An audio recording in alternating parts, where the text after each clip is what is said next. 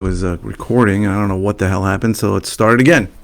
So welcome to Flipping and Wholesaling Houses in New York show. I'm Michael Pinter. I teach you how to start flipping and wholesaling houses in New York. If you're already doing it, how to grow your business. I think this added it again to the end. All right, we're going to start it. We're going to do it. So the question is, how many hours a day do you need to really commit to prospecting or marketing when you start? And it's not a surprise. The answer is it depends. Depends if you're doing this full time or if you have another full time job, and what you're doing exactly, right? So let's assume, because I tell most people that when you start, the steps to start are to get a list, right? You buy a list, either PropStream or Listability, and you skip trace the list, right? That can cost a little bit of money. Altogether, that should be under $1,000, probably less than $1,500 for sure. And then I want you to call the list, right? So you're calling. So let's assume you are calling. Now, if you have a full-time job and you're doing this part-time, I would say 2 hours a day on weekdays, right? Better to do it dinner time, 7 to 9 p.m. if you can. And then I would say 3 hours a day on the weekends. So that gives you 16 hours. What I have found is that when you get good, and you're not going to be good when you start, you're going to suck when you start, but when you get pretty good, 8 hours of calling should get you one lead. So this 16 hours gets you 2 leads a week. It's not bad.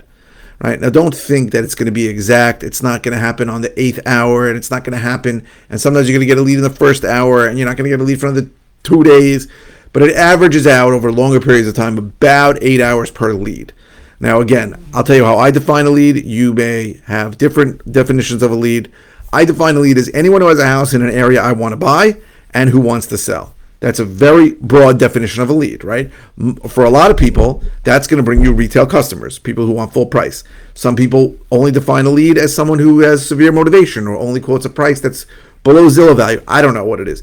For me, if someone wants to sell, I believe they're a lead for a few reasons. Number one, I take listings, right? Just got a listing today. It's a big listing, multiple $1 million house. I take listings. Now, I have a disposition manager who runs the listings for me, who runs the actual open houses and things for it. So it's easier for me.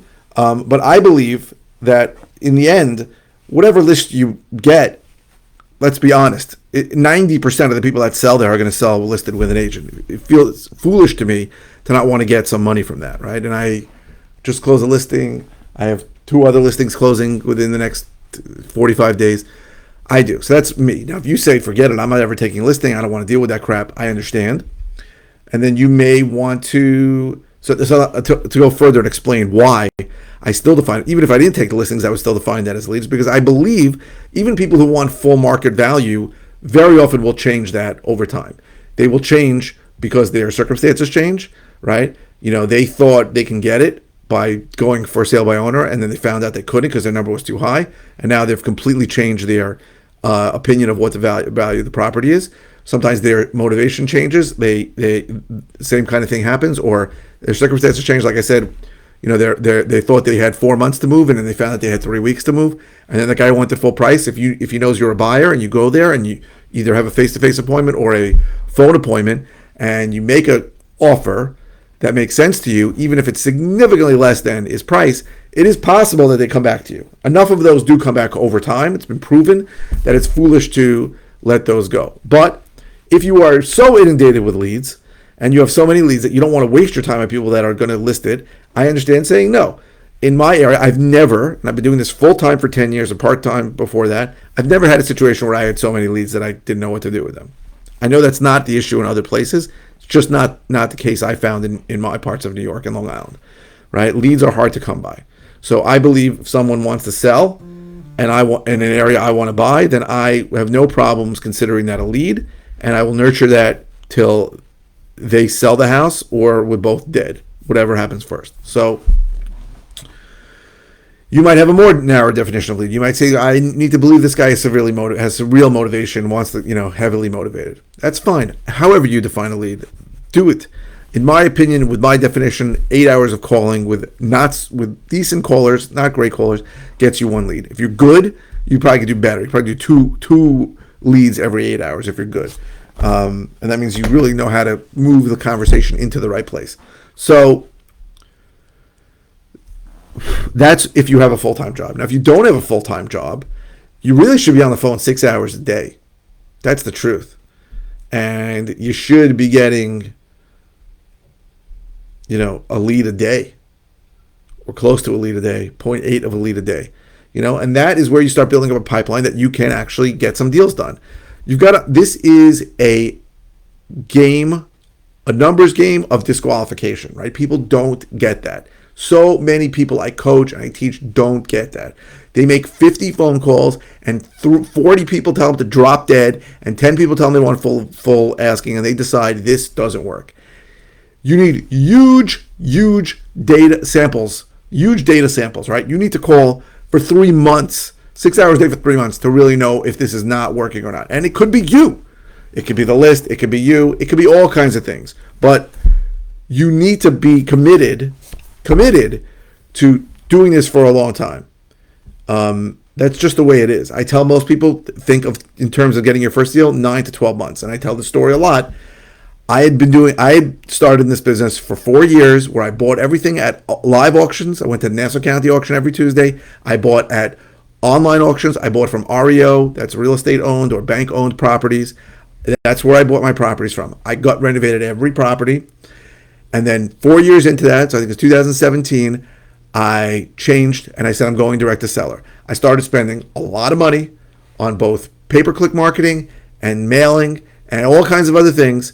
I was probably spending $20,000 a month. It took me almost 9 months to get 1 penny from it. Now think about the advantages that I had. I had been flipping houses for 4 years. I had money coming in from those properties. I knew how to talk to people. I knew the business. I had financing lined up. I had a lot of advantages, and it still took me 9 months to get paid. So now there are exceptions. I have a student. I've spoken about him a lot. He's got 2 deals he closed like in 9 months. He's already made. Just started straight out the gate. He's made $70,000, $80,000 from these 2 deals. It happens, but you cannot count on that. And one of the reasons why you can't count on it is because the sales cycle and the amount of time it takes in New York is incredibly long, much longer than any guru will ever tell you. So it's not like Texas, Dallas, Phoenix, where you get a deal and 3 days later it's assigned and a week later it closes. It doesn't work that way. A seller says yes to you in New York, then an attorney has to get involved. That whole process could take months, just that process, before you're even in contract. Then you're in contract. A lot of people here move slowly. They took them a long time. They don't leave the house. They don't want it to close. It takes a month to get title. Everything just drags. So things take time. Having said that, during those 9 months where I started, I had leads, I had contracts, I had things going on. You can get that going on. But there are people who, you think about this in short term, it's not a good idea. So I would say, though, if you're going to be prospecting marketing via the phone, which I recommend because it's not very expensive, it's pretty much free, right? Everybody's got unlimited calling. You can use a Google Voice number if you want. It's easy, right? I recommend, if you're going to call, use a predictive dialer like Mojo, Call Tools, or Ready Mode. That's $100 a month, $120 a month. That will make you much more efficient, but still not expensive, right? Mail is expensive. Pay-per-click is expensive, right? Texting, you got to use a service. You can't just do it straight. You can do a little on your phone. That's, $750, $1,000 a month for a good service, right? Like I use Launch Control. So calling, very cheap, right? And you can do it. And the definition of the benefit of calling is that you're actually speaking to people. So you're actually having a conversation with someone, right? Texting is a cowardly way to do it.